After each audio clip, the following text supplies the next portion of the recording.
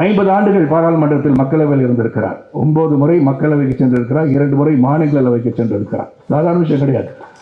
ஆகவேதான் அவர்களை பீஷ்மருக்கு தாமா என்று அழைக்கிறார்கள். அரசியலின் ஒரு பீஷ்மர் இருக்கிறார் என்று சொன்னால் அது அடல் பிஹாரி வாஜ்பாய் அவர்கள் தான். ஆகவேதான் இது ஓராண்டு என்ன தொடர்ந்து இந்த பிறந்தநாளை நாம் கொண்டாடி கொண்டே இருக்க வேண்டும் என்று நான் இங்கு கேட்டுக்கொள்கின்றேன். குறுகிய காலகட்டத்திலே ஒரு குழு அமைக்கப்பட்டு நயனார் அவர்கள், முருகானந்தம் அவர்கள் என்னையும் அந்த குழுவில் சேர்த்துக்கொண்டு என்ன செய்யலாம் என்று சிந்திக்கும் போது பல கருத்துக்கள் பரிமாறப்பட்டன. அந்த கருத்துக்கள் பரிமாறப்பட்ட போது தான் இந்த செல்வமகள் திட்டத்தை பற்றியெல்லாம் கலந்து ஆய்வு செய்தார்கள். நமது மாநில தலைவர் உடனடியாக அதை செயல்படுத்தி விட வேண்டும் என்று 200 ரூபாய் 5 பேர் சேர்ந்து 1000 ரூபாய் கொடுத்தீங்கன்னா 1 லட்சம், இந்த 1000 பேர் சேர்க்கும் போது 1 லட்சம் பேர் 1 லட்சம் சேர்த்தோம்னா 1 லட்சம், 1 லட்சம்னா இன்ட்டு 1000னா என்னாச்சு? 10 கோடி ஆச்சு. சாதாரண விஷயம் கிடையாது. நிச்சயமாக உங்களால் முடியும் என்ற நம்பிக்கையுடன் தான் இதை அறிவித்திருக்கிறார்கள். நீங்கள் அதை கட்டுறது மட்டும் இல்லை, அவங்க கட்ட முடியாட்டின் கூட அந்த 5 நபர்கள் யாருக்கு நீங்கள் அந்த சேமிப்பை செய்கிறீர்களோ தொடர்ந்து அவர்களை சந்தித்து வந்தீர்கள் என்று சொன்னார். அவங்கள வந்து அந்த குடும்பத்தில் வந்து 5 பேர் இருக்காங்கன்னா வாக்கு 5 இருக்க ஓட்டு, அந்த 5 ஓட்டு இருக்குன்னா தொடர்ந்து அவளை பார்த்து கொண்டிருக்க அந்த 5 ஓட்டை பெற்றுத்தருகிற வலிமை நீங்கள் பெறுகிறீர்கள். அப்போ இங்கே இருக்க பத்திரிகை சகோலாம் சொல்லலாம், சரத்குமார் வந்து இப்போ ஓட்டு காசு கொடுத்து ஓட்டை கேட்டான்னு நினைக்கலாம். நான் எதற்காக சொல்கிறேன் என்றால் ஒரு யுக்தியை நான் பயன்படுத்திக் கொள்கிறேன் என்று சொன்னேன். ஒருவரை சந்திக்க வாய்ப்பில்லை என்று சொன்னால் உங்கள் செயல் மூலம் அவரை சந்தித்து விடலாம் என்பதற்காக அந்த யுக்தியை உங்களுக்கு சொல்லி தந்தேன். நீங்கள் என்னை பற்றி கருணாகரன் சொல்லுகிற புகழாரம் கொடுத்தார். நான் அந்த அளவுக்கு ஒன்றும் பெரிய ஆள் கிடையாதுங்க. என்னை பொறுத்தவரை சைக்கிளில் சென்று பேப்பரை வந்து விநியோகம் செய்து கொண்டு பத்திரிகையாளர் இருந்து நான் உயர்ந்திருக்கிறேன் என்று சொன்னால் அதற்கு எப்படி கடுமையான உழைப்பு இருந்திருக்கிறது. அந்த உழைப்பிற்கு இன்னும் பல வெற்றிகளை காண வேண்டும் என்று நான் இருக்கிறேன் என்று சொன்னால் தேசியம் என் உடலில் இருந்து கொண்டே இருக்கிறது. இந்த இவ்வளவு பெரிய தலைவர்களுக்கு அமரும் போது நான் இதை சொல்லிவிட்டு நான் செல்ல இருக்கின்றேன். தேசியம் என்பது சாதாரண விஷயம் கிடையாது. இந்த கண்ட்ரி கம்ஸ் ஃபர்ஸ்ட், அப்புறம் தான் எல்லாமே. அதனால தான் வலது தோல் பட்டியலில் நான் வந்து பச்சை குத்திருக்கேன், ஒரே பச்சை குத்திருக்கேன்னா அது ஒரு தேசிய கொடியை பச்சை குத்திட்டேன்.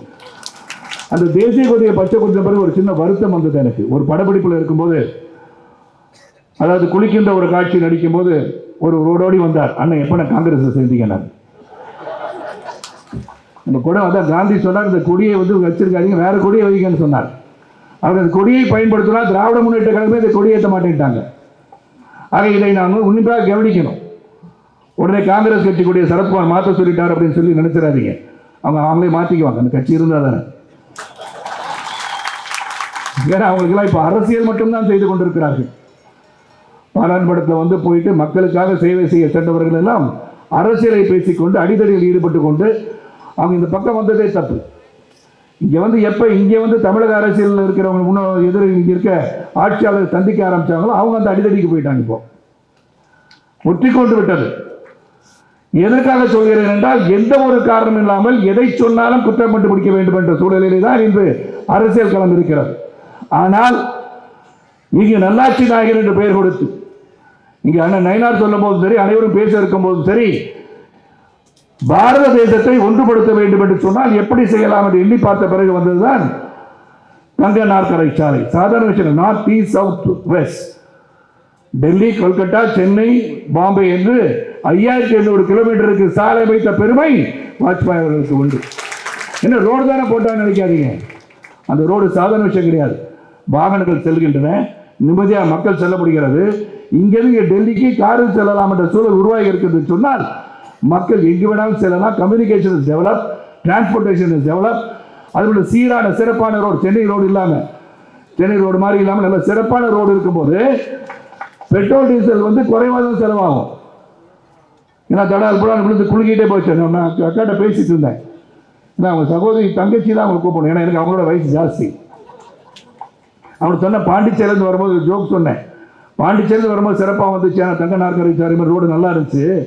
ஆனால் இங்கே வந்து ஆட்டம் வந்துருச்சு. நாங்கள் ஆனால் பாண்டிச்சேரி தான் ஆட்டம் வரணும். அதே மாதிரி சென்னை வந்து ஆட்டம் வந்துச்சு. நாங்கள் உடனே நான் சொல்ல திருச்சிக்கணும். நம்ம இல்லைங்க, சென்னை வந்தாலும் ரோடுனால ஆட்டம் வந்துச்சு, பாண்டிச்சேரியில் ஆட்டம் தன்னாலே வரும்னு சொல்லணும். ஆக அந்த மாதிரி ஆட்டமாக இருக்குது. நானே வந்து உட்காந்து போனால் எங்கே போகிறோன்னு தெரியல. பிரசவத்துக்கு வந்து வாகனம் இலவசம் போட வேண்டாம், பிரசவத்துக்கு சென்னை ரோடுக்கு சென்றால் இலவசம் தான். அந்த அளவு ரோடு. இதெல்லாம் சொன்னால் வந்து குற்றம் சொல்கிறான்னு நினைப்பாங்க. என பாரதிய ஜனதாவை தன்னை இணைத்துக் கொண்ட பிறகு குற்றம் சாட்டி கொண்டிருக்கிறார் என்று சொல்வார்கள்.